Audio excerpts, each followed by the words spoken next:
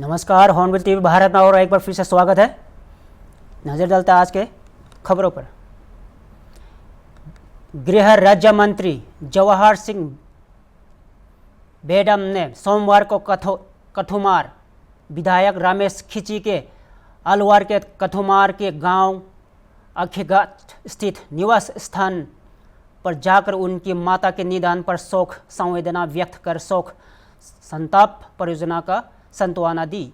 आपको बता दें कि कथुमार विधायक रमेश खिची की 98 वर्षीय माता श्रीमती कौशल्या देवी का निधन 21 मई को उनके पैतृक गांव अखीघाट में हो गया था।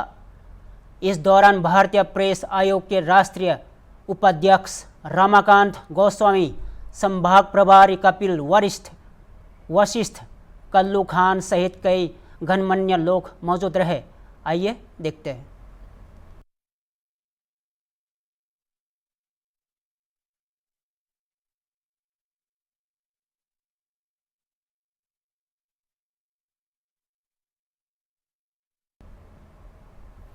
दुबई से सोना तस्करी के मामले में पुलिस ने एक बड़ा खुलासा किया। 3 दिन पूर्व विदेश से अपने घर लौट रहे लोगों का कुछ लोगों द्वारा अपहरण कर लिया गया था। सूचना पर पुलिस ने अपहरणकर्ताओं के चंगुल से उन लोगों को बचाया था। अपहरणकर्ताओं ने सोने के लालच में किया था अपहरण। पुलिस को हुआ संदेह के आधार पर पुलिस ने अपनी जांच शुरू की तो मालूम हुआ कि विदेश से सोना तस्करी करके आ रहे थे यहाँ लोग। पेट में सोने के कैप्सूल छुपा कर की जा रही थी सोने की तस्करी। पुलिस ने इस संबंध में सोना तस्कर गैंग के 4 दोस्त सदस्यों को किया गिरफ्तार।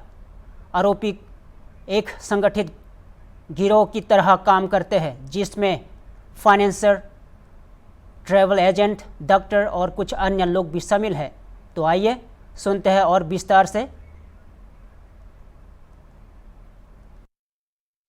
देखिए, जैसा कि आप सभी अवगत हैं, थाना बूढ़ा पांडे में एक किडनैपिंग की सूचना मिली थी और उस सूचना पे तत्काल कार्रवाई करते हुए एसएचओ बूढ़ा पांडे अपनी टीम के साथ घेराबंदी की। उनके चौकी क्षेत्र रोंडा झोंडा में जो किडनैपर्स थे उनको स्पॉट किया गया। उनकी 2 गाड़ियां थी। उन्होंने 2 गाड़ियों से 6-7 लोगों का किडनैपिंग किया था और किडनैपिंग करके जब वो जा रहे थे तो रास्ते में एक जुल्फ़िकार, जो जिस गाड़ी में लोग आ रहे थे गाजियाबाद दिल्ली से, जिनका किडनैपिंग हुआ था, उस गाड़ी का जो ड्राइवर था वो कूद करके बाहर निकल गया और उसने पुलिस को फ़ोन की थी। और जिन 2 गाड़ियों में लोग थे, ये सारे लोग एक जगह पे स्पॉट हुए और जो किडनैपर्स थे वो भी साथ में थे। पुलिस को देखते हुए उन लोग वहाँ से भागे और भागने के बाद पुलिस ने उनका पीछा किया। उसमें पुलिस के ऊपर उन लोगों ने अटैक भी किया। जवाबी कार्रवाई में 2 घायल भी हुए थे। इनकाउंटर में दोनों अरेस्ट हुए। उनको ला करके यहाँ पे हम लोगों ने अस्पताल में एडमिट कराया। उनसे पूछताछ की गई और पूछताछ में उन्होंने ये बताया कि जो किडनैपिंग इन लोगों ने की थी 7 लोगों की, उस किडनैपिंग के पीछे एक मोटिव था और मोटिव ये था कि इसमें से कुछ लोग दुबई से आ रहे थे और उनके पास गोल्ड होने की संभावना थी। उन लोगों ने गोल्ड एक तरह से कंसील किया हुआ था अपने स्टमक में और उसको लेने के लिए इन लोगों ने किडनैपिंग की थी। इस बात पे हम लोगों ने ऐसे जो इनकाउंटर हुआ था उसमें मुकदमा पंजीकृत किया था और मुकदमा पंजीकृत करने के बाद उसकी मेडिकल रिपोर्ट भी हुई। उसमें उसी इन्वेस्टिगेशन के प्रोसेस में जो लोग किडनैप्ड हुए थे उनका भी हम लोगों ने मेडिकल कराया था। उसी समय हम लोगों ने, चूँकि ये बात बताई गई थी कि इनके स्टमक में कुछ हो सकता है, कुछ इस तरह के जो धातु हैं, उसके लिए हम लोगों ने मेडिकल से रिक्वेस्ट किया। उनकी स्कैनिंग कराई गई और स्कैनिंग में ये बात सही पाई गई। उसमें से 4 जो किडनैप थे, जिनका अपहरण हुआ था, उन 4 लोगों के स्टमक में एक्सरे में क्लियर कट मेटल्स दिखाई दिए और उसके बाद फिर हम लोगों ने उनको गवर्नमेंट हॉस्पिटल में एडमिट कराया मेडिकल सुपरविज़न में और हमारी फॉरेंसिक की टीम ने उनसे वॉलंटरीली जो इजेक्शन का प्रोसेस था वो कराया गया और उन लोगों से, चारों व्यक्तियों से टोटल 27 कैप्सूल्स बरामद हुए मेटल्स के, जिसकी जांच हम लोगों ने बाद में कराई और इसका वज़न भी कराया गया। ये वज़न लगभग 1.058 किलोग्राम निकला और ये जो हम लोगों ने यहाँ पे सर्टिफाइड ज्वेलर से उसको दिखवाया, ये सारे गोल्ड थे और गोल्ड 99.9 प्योरिटी के साथ थी, जिसकी कीमत लगभग 1 करोड़ रुपए बताई गई। उसको हम लोगों ने इन लोगों से रिकवर किया। उसके बाद इसमें चूँकि इन लोगों ने एक तरह से कंसील करके और ये सारे लॉज का वायलेशन करते हुए हमारे कंट्री के रेवेन्यूज़ को अफेक्ट करते हुए इन लोगों ने ये सारी स्मगलिंग की थी। उसमें हम लोगों ने संबंधित विभाग को भी बताया था, उनकी भी टीम आई थी। उसके बाद हम लोगों ने इसमें जो इनके कृत्य थे उसके आधार पर हम लोगों ने अभियोग पंजीकृत किया है। इनको गिरफ्तार करके चारों को जेल भेजा जा रहा है।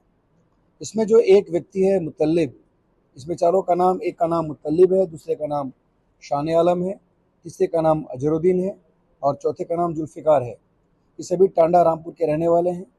इसमें जो मुतल्लिब है उसके स्टमक में अभी भी संभवतः 2 इस तरह के कैप्सूल्स अभी स्टक हैं। इसको हम लोग रिमांड में लेकर के और उसको फिर वॉलंटरीली इजेक्ट कराएंगे। बाकी अभी तक 27 हमारे पास रिकवर्ड हो चुके हैं। इन लोगों के पास से कुछ फर्जी आई कार्ड्स भी मिले हैं और इस फर्जी आई कार्ड्स को ये लोग हमेशा जब भी कहीं अगर पकड़े जाते थे तो उस वहाँ से बचने के लिए ये लोग उस आई कार्ड्स का यूज़ करते थे। बेसिकली एक बहुत बड़ा गैंग है और इनके द्वारा ये बताया गया कि ये लोग 15 से 30 हज़ार रुपये तक के एक ट्रिप के भाड़े पर जाकर के ये काम करते थे। 30 हज़ार रुपये इनको मिलता था। बाकी इनके फाइनेंसर्स हैं, इन फाइनेंसर्स के भी नाम 7-8 लोगों के नाम हम लोग के पास आए हैं। फाइनेंसर्स बेसिकली इनको फाइनेंस करते थे और पूरी इनके ट्रैवल की व्यवस्था करते थे। ये लोग साल में लगभग 6 से लेकर के 10 बार तक जाते थे और केवल 8 से 10 दिन के पीरियड में ये पूरा इनका ये काम ये करते थे। इसमें जो इनके फाइनेंसर्स हैं, कुछ डॉक्टर्स भी इसमें इन्वॉल्व हैं, कुछ ट्रैवल एजेंट्स भी हैं। इस प्रकार ये बहुत ही एक ऑर्गेनाइज्ड क्राइम हायर लेवल पे किया जा रहा था। इसको हम लोगों ने अभी पकड़ा है और इसमें बाकी जिन लोगों के नाम सामने आए हैं, इस गैंग में जितने और लोग हैं उन लोगों के बारे में हमारी टीम लगी हुई, छानबीन की जा रही है और बाकी जो लोग हैं बहुत जल्दी उनको नैप किया जाएगा। इसमें अन्य जो गैंगस्टर वर्ग की कार्रवाई वो भी की जाएगी, प्रॉपर्टी अटैचमेंट की भी कार्रवाई की जाएगी। सर, किस विभाग का आई कार्ड था इनके पास? नॉर्मल आई कार्ड था, जो इनका नहीं था बल्कि दूसरे किसी का था।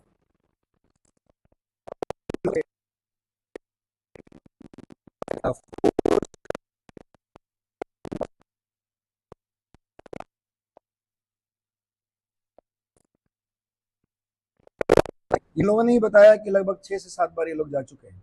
सर, जो फाइनेंसर हैं वो यही मुरादाबाद के या अन्य शहर? नहीं, फाइनेंसर्स के अभी बहुत लोगों के नाम हमारे पास आए हैं। अभी इन्वेस्टिगेशन के हिसाब से उनका नाम डिस्क्लोज करना ठीक नहीं है। वो लोग आसपास के ही हैं और जहाँ के रहने वाले वहाँ के भी। सर, जो अपराधकर्ता थे इनके, तो उन्हें कैसे इन्फॉर्म हुआ था कि वहाँ से? देखिए, इसमें बेसिकली जो टांडा जगह है इसके बारे में ये बहुत इनफेमस है इस तरह के केसेस के लिए और वहाँ का एक व्यक्ति था उसमें अपहरणकर्ता में, उसके पास इस तरह के इनपुट्स थे।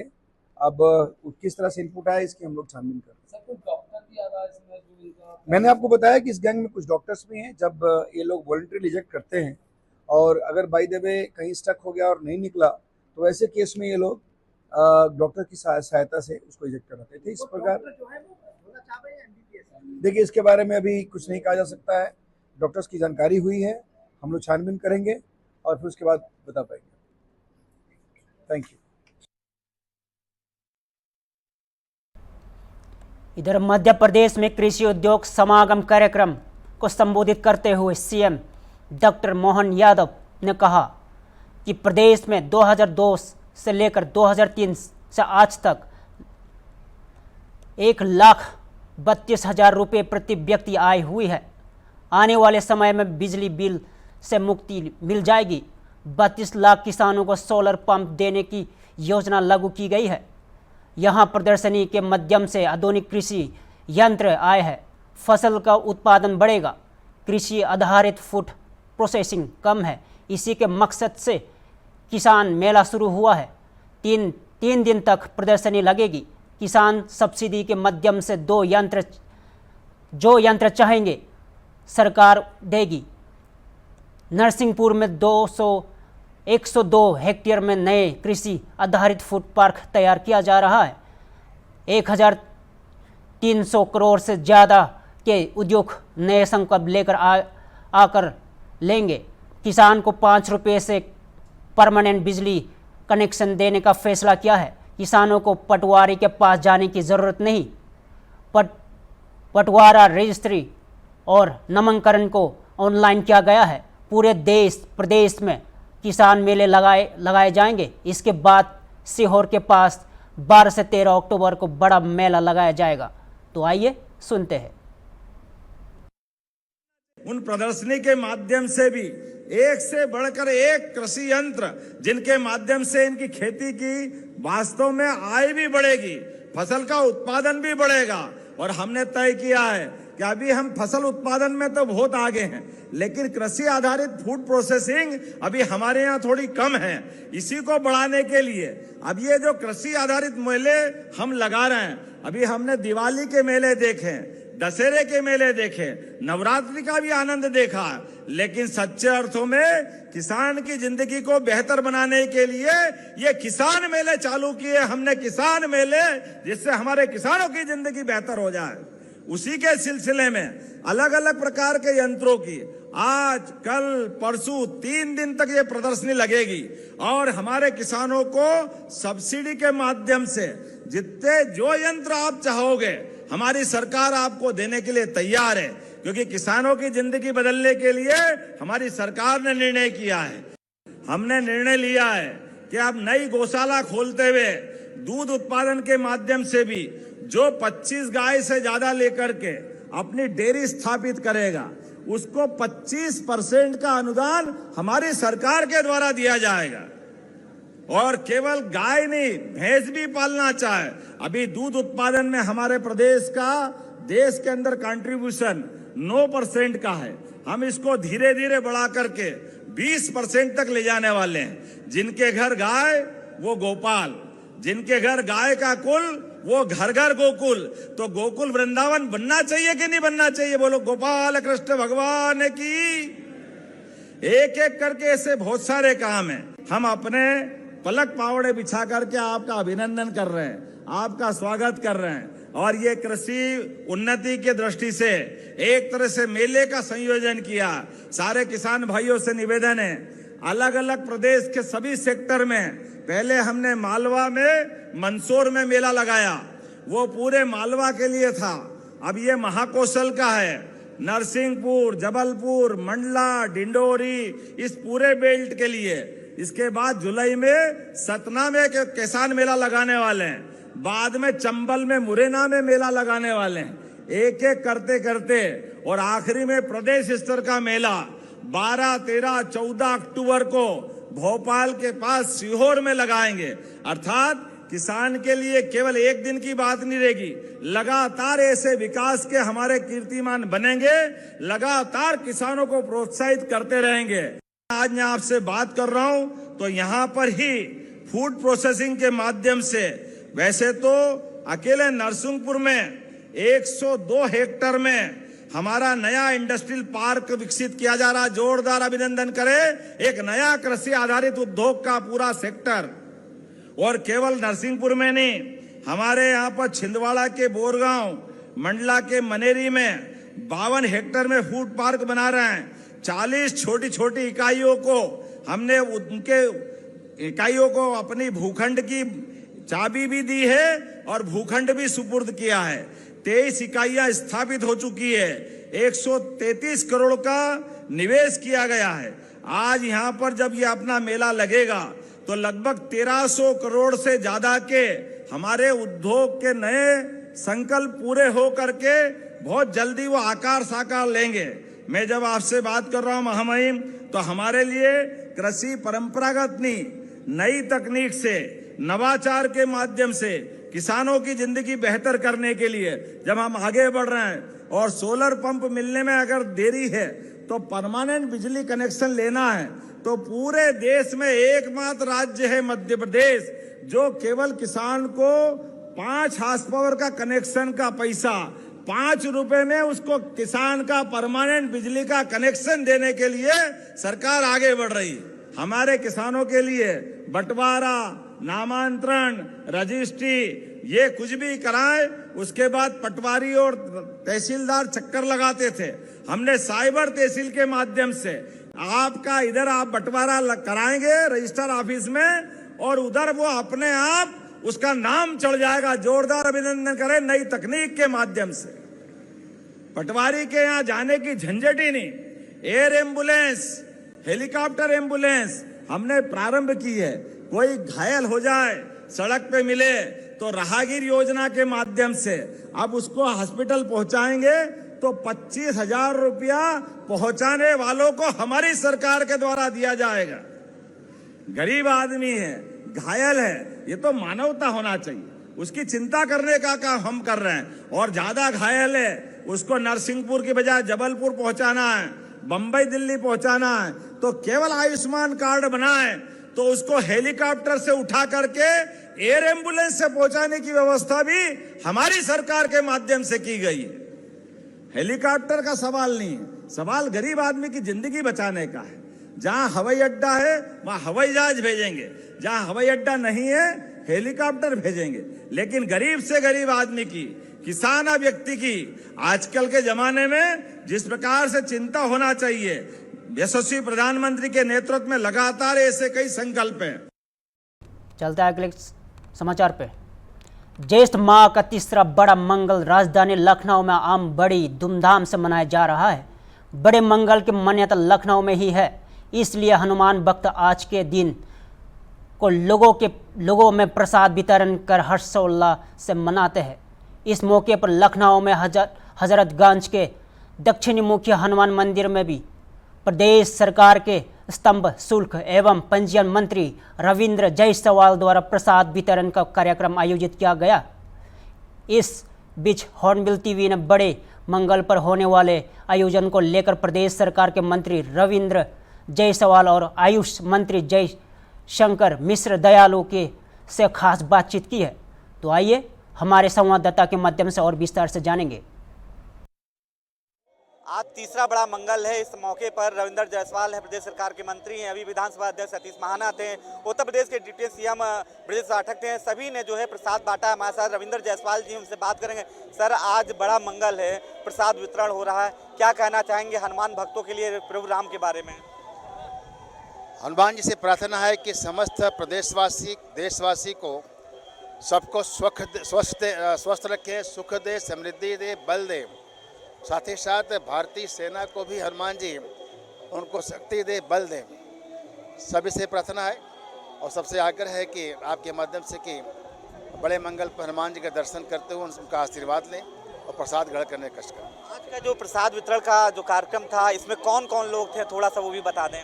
आज आप देख रहे हैं कि जो यहाँ पर अवध के क्षेत्र में परंपरा है बड़े मंगल का, हर आदमी की इच्छा होता है कि हमें मंदिर में जाने का अवसर मिले, हनुमान जी का दर्शन करने का अवसर मिले। आज उसी के तारतम्य में उत्तर प्रदेश के डिप्टी सीएम माननीय ब्रजेश पाठक जी, विधानसभा के अध्यक्ष सतीश महाना जी, हमारे कौशल मंत्री अग्रवाल जी, ये सभी लोग आए और अभी बाकी माननीय वित्त मंत्री वगैरह लोग आ रहे हैं। सबकी इच्छा है कि हनुमान जी से आशीर्वाद लिया जाए और सेवा का काम किया जाए। अभी आपने सेना का जिक्र किया है और मुख्यमंत्री योगी आदित्यनाथ जी ने बड़ा बयान दिया है कि अब जो सामूहिक विवाह होगा तो उसमें जो है सिंदूर दिया जाएगा। इस पहल को आप कितना मानते हैं और भारतीय सेना के मनोबल को बढ़ाने के लिए कितनी बड़ी पहल मानते हैं? भारतीय संस्कृति में जब हिंदू परंपरा के लोग विवाह करते हैं तो सिंदूर चढ़ाते हैं। सिंदूर भारतीय महिलाओं का स्वावलंबन का, सुहाग का प्रतीक होता है। सरकार पहले 51,000 रुपये देती थी, अब देगी 1 लाख रुपया। अब 1 लाख रुपया सामूहिक विवाह में देगी और उसमें सरकार की तरफ से 60,000 रुपये उनको दिया जाएगा FD और 25,000 रुपये की सामग्री बांटे जाते हैं।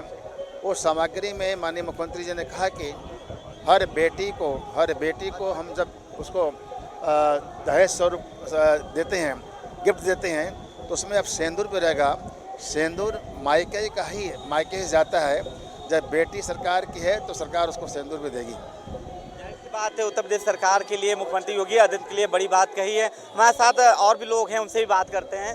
सर, आज प्रसाद वितरण हो रहा है, आप खुद यहाँ पे हैं, क्या कहना चाहेंगे आज के दिन? आज हम लोगों के लिए बहुत पुण्य का अवसर है। ज्येष्ठ माह जो है, सब लोग जानते हैं कि कितना बड़ा अवसर होता है। और आज के कलयुग में श्री हनुमान जी सबसे प्रतापशाली और वैभवशाली हैं और जागृत माने जाते हैं। बस उन्हीं के उसमें आयोजन में हम लोग उपस्थित होकर प्रसाद वितरण कर रहे हैं कि जन जन तक भैया के नेतृत्व में हम लोग अपना पहुंचा दें। श्री रविंद्र जायसवाल भैया के नेतृत्व में ये करने के लिए यहाँ आए, उपस्थित हुए थे। क्या नाम भैया आपका? जयशेखर उपाध्याय। आप जयशेखर उपाध्याय जी हैं, जिनका साफ कहना है कि जो आज प्रसाद वितरण का कार्यक्रम हुआ है, ज्येष्ठ माह का तीसरा बड़ा मंगल है और ये सौभाग्य प्राप्त हुआ है कि राम भक्तों को, हनुमान भक्तों को उनके द्वारा और जो प्रसाद वितरण हो रहा है, यहाँ पे तमाम लोग थे, चाहे विधानसभा अध्यक्ष सतीश महाना की बात करें, ब्रजेश पाठक की बात करें या रविंद्र जायसवाल की बात करें, तो इस पुण्य कार्य में सभी सभी बढ़ चढ़ कर हिस्सा ले रहे हैं। उत्तर प्रदेश सरकार में मंत्री दयाशंकर मिश्र दयालु जी हमारे साथ, उनसे बात करें। सर, आज प्रसाद वितरण कार्यक्रम में आप शिरकत कर रहे हैं, क्या कहना चाहेंगे हनुमान भक्तों के बारे में? आज का जो ज्येष्ठ माह का तीसरा बड़ा मंगल है। देखिए, पूरा लखनऊ इस बड़े मंगल के इस त्यौहार पर पूरा हनुमानमय हो जाता है। सारे शहर में जिस तरीके से आस्था उमड़ पड़ती है, जिस तरीके से समाज के लोग इस तरह के भंडारे का आयोजन, तो ये बहुत ही विशेष है। पूरे उत्तर प्रदेश में कह लीजिए कि लखनऊ अपने आप में एक अजीब उदाहरण प्रस्तुत करता है, अनुपम उदाहरण है। तो भगवान हनुमान के चरणों को नमन करता हूँ और उम्मीद करता हूँ कि लखनऊ समेत उत्तर प्रदेश और देश के निवासियों पर उनका ऐसे ही आशीर्वाद बना रहे। मुख्यमंत्री जी कहते हैं आज उत्तर प्रदेश जो है उत्सवों का प्रदेश है, त्योहारों का प्रदेश है। 2017 से पहले इस तरह का कल्चर नहीं था जिस तरह अब देखने को मिला। इसके पीछे आप किसको देखना चाहते हैं? जब जिस दौर में जिन चीज़ की महत्ता हो, जिनको महत्ता मिले, भगवान राम से लेके हनुमान तक, तो ये उत्तर प्रदेश में आस्था कह सकते हो कि इतना सम्मान कभी अपने सनातन के देवी देवताओं के प्रति, आज चाहे बाबा विश्वनाथ का कॉरिडोर बना हो काशी में, चाहे भगवान राम का मंदिर बना हो, चाहे हम बाकी बिहारी के कॉरिडोर की बात कह रहे हो, विंध्यवासिनी का कॉरिडोर है, और कोई ऐसा नैमिषारण्य हो, चित्रकूट हो, तो धार्मिक तीर्थस्थलों को अपने देवी देवताओं की सुध लेने वाली सरकार है। और आज समाज में जो जागरण आप दिखाई दे रहा है, जो जागृति आई है, निश्चित उसके लिए सरकार और उसके लिए ऐसा समय, इन दोनों को हम ढेर सारी बधाई और शुभकामना देना चाहते हैं। सिंदूर की जो सफलता पे जो है आज पूरा देश भारतीय सेना को गौरवान्वित कर रहा है, उनको सलाम कर रहा है, सैल्यूट कर रहा है। और मुख्यमंत्री योगी आदित्यनाथ जी ने आज बड़ा बयान दिया कि सामूहिक विवाह में जो होता है उसमें जो है सिंदूर की डिग्री दी जाएगी ऑपरेशन सिंदूर की सफलता के बाद। इसको लेकर आप क्या कहेंगे? देखिए, भारत की सेना ने सदैव भारत का गौरव मान बढ़ाया है। इस बार भी जो हुआ है वो सारी दुनिया आश्चर्यचकित है कि भारत ने अपने विकसित किए हथियारों के बल पर जो आत्मरक्षा की प्रणाली दिखाया है, जो चीज़ें दिखी हैं वो अनुपम हैं, अनुकरणीय है और ऐतिहासिक है। मुझको लगता है कि सारी दुनिया ने लोहा माना है भारतीय सेना का, और भारतीय सेना को हम सैल्यूट करते हैं। देश के 140 करोड़ देशवासियों ने जिस तरीके से सेना का सम्मान बढ़ा है देश में, और भारत अब खुशी इस बात को लेकर है कि सुरक्षित हाथों में देश का नेतृत्व है, और सेना ने अपने को सदैव इस देश में साबित किया है और इस बार भी साबित किया है। दयाशंकर मिश्र दयालु जी हैं जो प्रसाद वितरण कार्यक्रम में शिरकत करने आए, तो उन्होंने इस मौके पर साफ कहा कि आज देश जो है प्रधानमंत्री नरेंद्र मोदी के रूप में सुरक्षित हाथ के रूप में है। वीडियो जर्नलिस्ट विजय के साथ अनूप चौधरी, हॉर्नबिल टीवी, लखनऊ। फिलहाल के लिए इतना ही। ऐसे ताज़ा खबरों के लिए देखते रहिए हॉर्नबिल टीवी भारत।